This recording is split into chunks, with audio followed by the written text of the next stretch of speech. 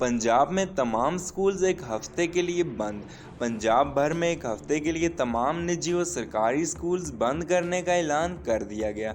Twitter पर जारी बयान में वज़ीर तालीम मुराद रास ने आगाह किया है कि कोरोना की सूरत हाल की पेश नज़र एक हफ्ते के लिए तमाम निजी और सरकारी स्कूल्स बंद कर रहे हैं।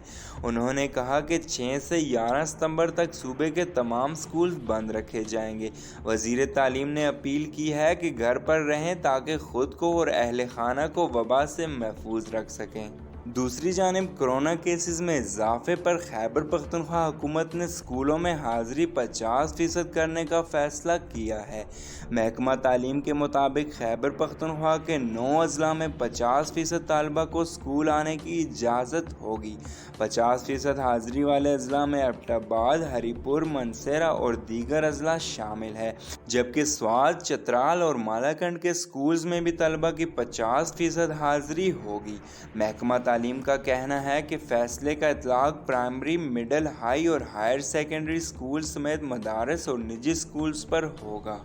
अगर आपने अभी तक चैनल को सब्सक्राइब नहीं किया तो जल्दी से चैनल को सब्सक्राइब कर दें और बेल आइकन को प्रेस कर दें। इससे आपको हमारी हर नई आने वाली अपडेट्स की नोटिफिकेशन मिलती रहेगी।